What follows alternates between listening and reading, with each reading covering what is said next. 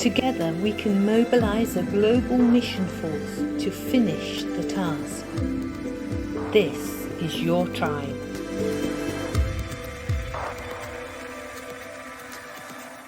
Okay, brothers and sisters, welcome. Welcome to our new show. This is your tribe, and it's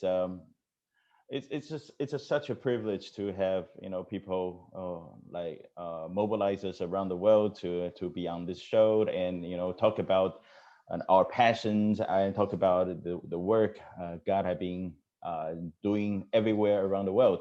And today, our very special guest is the one, the only Mary Ho. How are you doing, Mary? I am doing great. Hello, Ray. Yeah, Hello from Kansas City. Kansas Um, City. yes, right in the middle of the United States, the heart of America. That's right. I remember last time we met, it was, I think, all the way back to probably to the end of 2009 at GMC. And after that, here comes the, COVID, and a lot of things have changed. And many new opportunities occurred, but also at the same time, being a mobilizer, I don't know how to define such a time as this. Is the best time in our lives, or is the worst time of our lives? So, Well, you know, I the last time we met at GMC in Brazil, that was probably one of the best times of my life. I just to see mhm, mobilizers. Gosh, and some of them are in their early 20s, right out of college, mobilizing to unreached, to, of course, those who are really mhm, senior and coming from around the world. That was wonderful. And many of my relationship went so deep at right. GMC. And COVID happened, Yeah, month afterwards, but I I have seen God's hand at work even during COVID in mobilization. that's right. And I still remember, that we went out at the one of these restaurants, and I remember, Big Brother John being, really gracious and hanging out with our younger folks over there. And how is your family? How are they doing? My family is good. I have two young adult sons, and they're back with us at home. And Mhm, yeah, they're now in the working world. mhm, So that's really, really fun. We just took a family vacation in mhm. Colorado, went hiking, and we encountered a moose. A moose All is right. huge, and they are famous in America for killing more people than bears. So we Oh, actually, yeah, we came really close, and we actually had to take a detour through the woods to all avoid right. this moose charging at us. So that was that's our family vacation. Wow, that's nice. Well, today you can talk about vacation. For many people, we are like just staying at home. Vacation is, traveling from my living room to my bedroom. Ah, yeah, yeah. Yeah, but yeah, just tell us a little bit more about yourself. I believe many people got to know you through, your presence in at GMCs, more than just one, but also at the same time, and probably heard from your teaching perspectives globally, everywhere. But so tell us a little bit more about the journey and where'd you come from? Okay, well, like you, Ray, I was born in Paradise, which is Taiwan. I've trained all my friends. Yes, when I say Paradise, they say Taiwan, but it is a beautiful island, and my father is actually an ambassador from Taiwan, and so I grew up living around the world.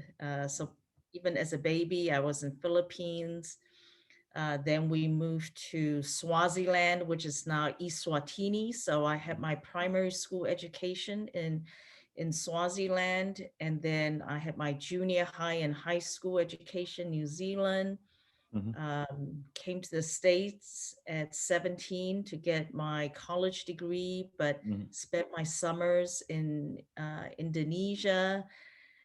Then moved back to Taiwan after I got my master's degree, met my Mm-hmm. husband, and we moved to Hong Kong for a couple of years, and then moved here to Kansas City in the year 2000. So I grew up on four continents. Mm-hmm. And when I was in college, I had a very, very powerful encounter with Jesus at the age of 17, and which totally changed my life Mm-hmm. and set me free and from many things. So I knew that because I watched my dad spend his life uh, broker, brokering peace between nations, you know, Mm-hmm. and I've grown up in all kinds of countries, and I realized when I came to the Lord that Jesus is the hope of the nations.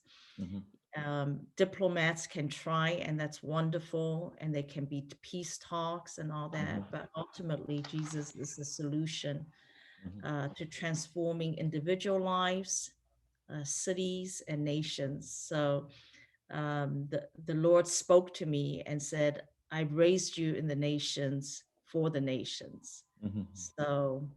So that's briefly, very briefly, my journey. So let me just follow up on that question. So where is home for you? Because for many missionaries, this is very tricky. You know, everywhere is home, but nowhere is really home. Yeah. So I grew up as a true third culture kid, Mm-hmm. and I would say there is no place that totally feels at home. Mm-hmm. Mm-hmm. You know, yeah, obviously for me, I'm most comfortable in the US and in Taiwan. But, when I go back to Taiwan, I speak Chinese with a strange accent. When I'm in US, when they talk about pop music or TV Mm-hmm. shows. Well, I missed out on all that because I grew up in Swaziland where they had no TV, So That's it. yeah, yeah. Yeah. So that's why it was really important to me when I came to the Lord because Mm. He gave me a sense of identity and root and foundation. So Yeah, I can witness that. When Mary first came back to Taiwan and teach perspectives, and she was like, maybe you need a translator. But you're talking to me in Mandarin. But why do you need a translator? But she said, because I'm so familiar with this class and everything is English. I don't even know how to convert all this terminology. But after a few semesters, after a few years, now you're teaching the course in Mandarin very very well. So that's in a way that's great. yeah, so Ray, when you first met me, you were the one that really challenged me to teach perspectives in Chinese, but I I was educated in Africa, my Chinese is not very good. And so I continued to teach in English. Um, yeah, uh, in Taiwan, here in the US.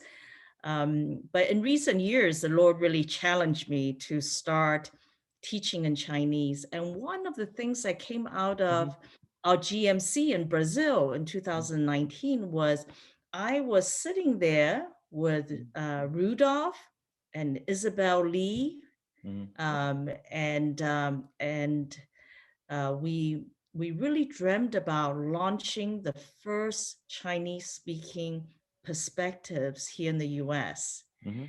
And and the wonderful thing is because of COVID, um, people attended this Mhm. first Chinese speaking perspectives from all around the US and around the Mhm. world. We had more than 100 students, Mhm. and I was privileged to teach 3 lessons in Chinese.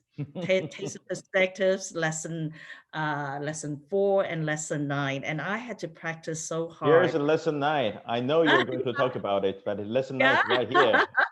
I can do it in Chinese now, Ray. Yeah, this is great. I know perspectives is probably one of the most influential, uh, holistic mission awareness lecture, if you can say that. And then there is Kairos and many other things to go with it. How do you see education, or the knowledge side of missions taking place in terms of mobilization? Uh, yeah, Okay. especially you're involved a lot with that, right? Yeah. So I've been involved in mobilization for about 15 years. Mhm. And so we have mobilized many, many workers to many nations. So I lead an organization called All Nations, and we have workers in 44 countries. Mhm. And I can say that the ones that have taken perspectives, they have a very solid foundation. Mhm. They have a very biblical foundation about missions.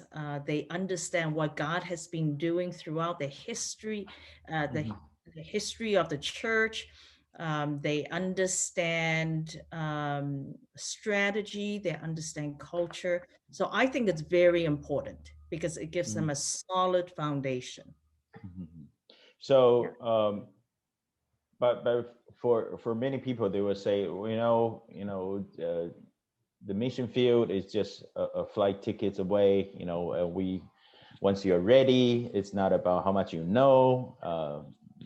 There are Yeah. different Well, perspectives towards that in terms of mobilization. So, what kind of approach you will say, for example, like all nations? yeah. So something like perspectives gives the foundation, lays the foundation. But for example, when someone comes to our nations to get trained, and we are known for our training is practical equipping of the skills that the workers need when they go cross culturally, like how Mhm. to learn a language, how to honor culture, Mhm. how to make disciples, how Yeah. to hear Jesus stories, how to deal with culture shock, Mhm. how to plant churches. So actually, when they come to us, we actually equip them with the practical abilities and competencies and skills that they need. Mhm. And the other thing that we find that is key to fruitfulness is not just training, but the ongoing coaching, the ongoing walking with them in their journeys. So we Mhm. provide pastoral care for their heart. Mhm. Because do you know globally, 47% of all missionaries leave the field within the first 5 years Yeah. from factors that can be prevented. So every single one of our people have a Mm. pastoral caregiver. Every single one of our people have a coach Mhm. that coaches them in disciple making, learning the language, the Mhm. ministry part, the Mhm. church planting part of their work. And that is very, very key. Mhm. So education is both knowledge, but it is also acquiring the practical skills that you need, Yeah. and then also having someone to coach you and mentor you in the journey. That's right. And since you mentioned about this, O Nations, you have been involved with the leadership team for a number of years now, and now you're the CEO, the director of this mission organization. We not often we see a female leadership in terms of international organizations or platforms, and sometimes the mission rallies, and you always see senior white male on the on the stage. Well, there's nothing wrong with that, but the thing is, we're living in such a global movement, and a time as this. We are looking for younger leaders. We're listening to global voices, and especially the female figures as well.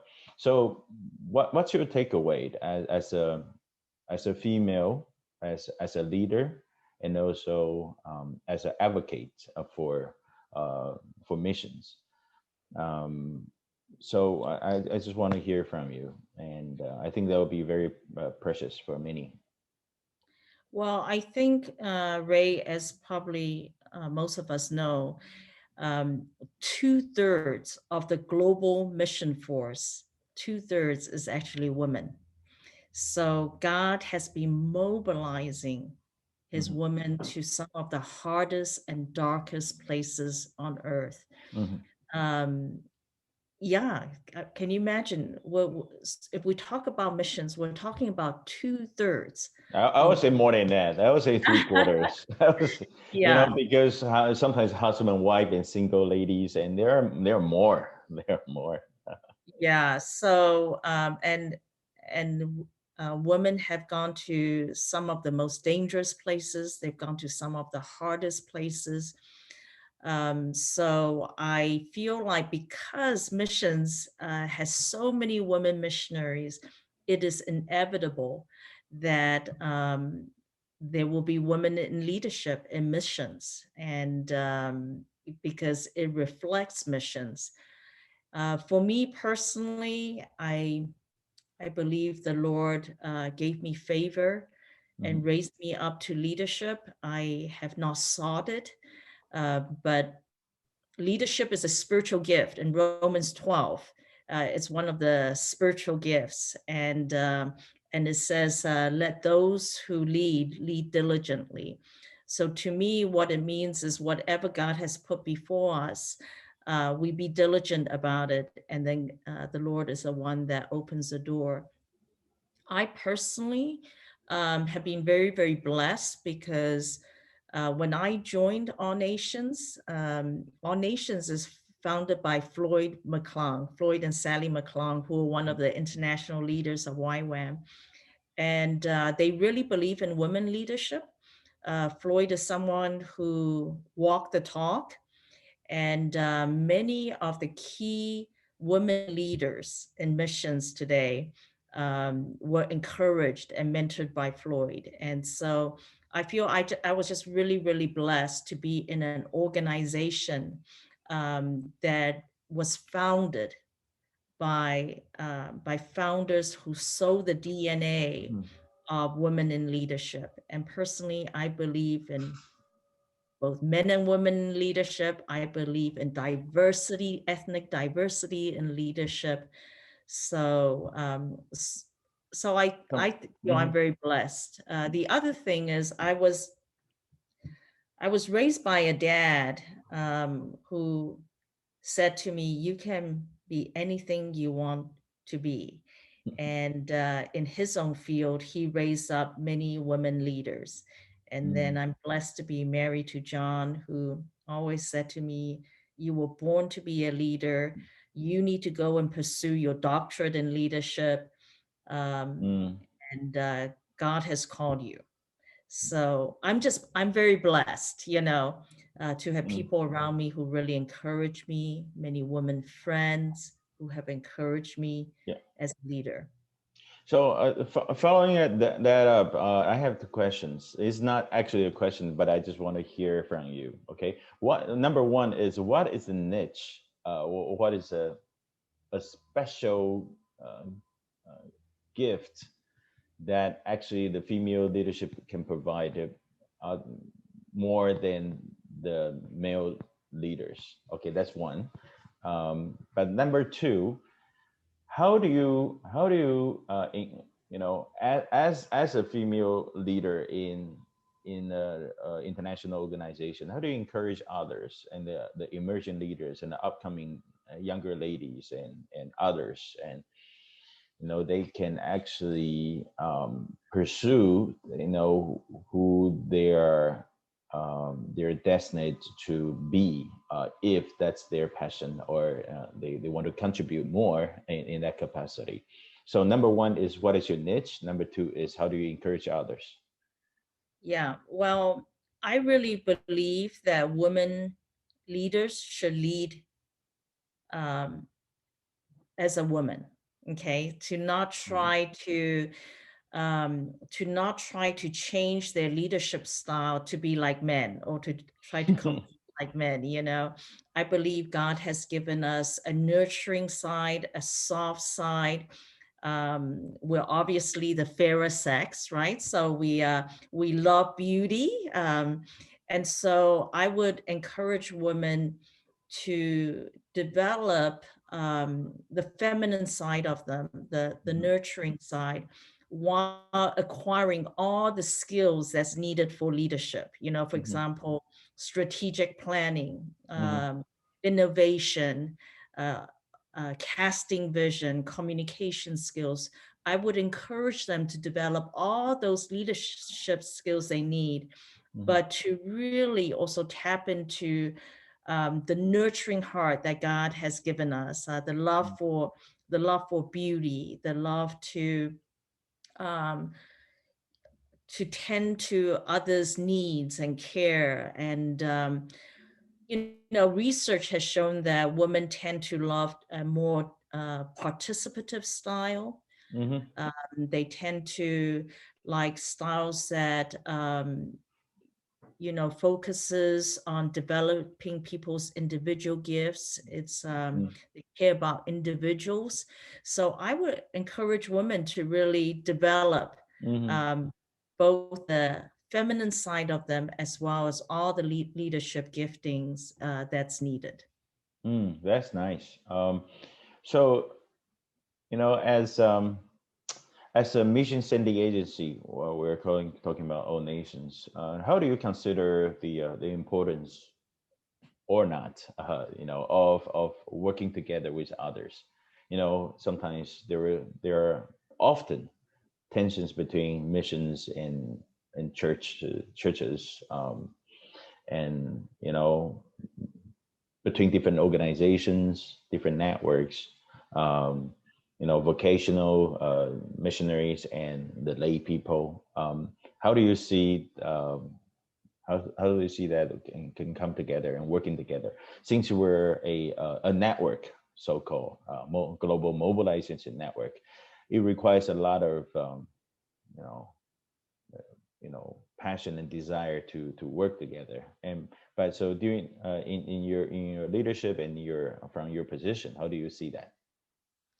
Yeah, I feel one of my key takeaways from the GMC in 2019 is radical collaboration, right? Yeah. And I absolutely believe in that.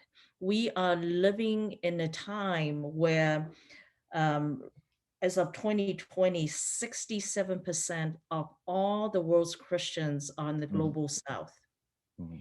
And I believe we're living in a time where, to finish the Great Commission, the Lord is actually mobilizing workers from everywhere to everywhere. And it's almost like a missions traffic jam, Hmm. because we're just coming from everywhere to everywhere instead of just the West to the rest. And so I believe that the church that God is going to use to finish the Great Commission is a very multicultural, a very colorful mosaic church. We're going to have Brazilian brothers, Nigerian sisters, Korean couples, we're just coming from everywhere to everywhere. And you know what? That requires radical, intentional Hmm. collaboration. And that's why I love the GMN, because that is what God is doing. God is mobilizing from everywhere to everywhere, That's and right. He wants us to work together. And I believe that's the only way we're going to finish the task. is by radical collaboration across cultural boundaries, across ethnic and national boundaries, across denominations and organizational boundaries. So I absolutely believe in Mm. it, that, and I believe it's both men and women. It's going to be leaders from all around the world. It's going to be a very, very colorful, ethnically colorful collaboration. And I think it's beautiful to behold. It prepares us for what's going to be like in heaven. That's nice. One very last question, but it is also a big one. What is mobilization to you? You know, some people say mobilization is, to encourage people, all the believers become missional. But also at the same time, people are saying, there are like enriched people groups. We need to raise up more missionaries and mobilize the workers to the field. But sometimes these two have been considered have frictions to one another because you cannot be saying everyone is a missionary, but also at the same time there are just very few people who are actually called for like cross-cultural work. So as a mobilizer, and this is sometimes and often our so-called the big question, right? So I believe you have a good answer for that. Well, I actually feel like it's both and, Ray, because I believe God wants to mobilize the whole church for the Great Commission. You know, when Jesus said, therefore go and make disciples of all nations, that mandate is for every single believer.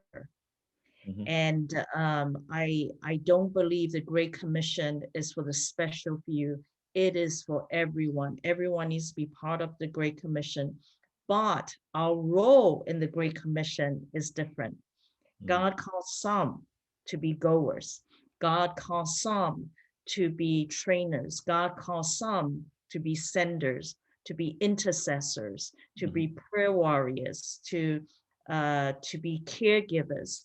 So I believe that the Lord actually wants to awaken His church so that each one of us are part of the Great Commission. But He has called specific ones Hmm. with an apostolic calling to go. And so for our nations, our mobilizations actually to awaken the whole church. And so we actually have a training called Senders U that equips the church uh, to train and to send well, to care well for the goers. But on the other hand, our mobilization is very specific because we focus on unreached peoples. Hmm. And so we actually mobilize workers to people groups that are still unreached by the gospel. Thank you very much, Mary Hall. Ladies and gentlemen. Oh, I call her 大姐. In Chinese means my big sister, or else I have to call you auntie though. But 大姐, big sister is better than auntie. That sounds I good. have been a mentor to many and have been really an encourager, especially to me personally, and have been always a privilege to talk with her, and especially when we talk in Mandarin, and but that won't be helpful for you guys who are listening to this. But I appreciate your input, and especially in terms of leadership and the encouragement for mobilizers. This is for our mobilizers tribe, and I believe God is using people with different skills and with the same passion, and is for His kingdom. Okay, if you can tell me one thing, and what is the one thing for you in terms of missions?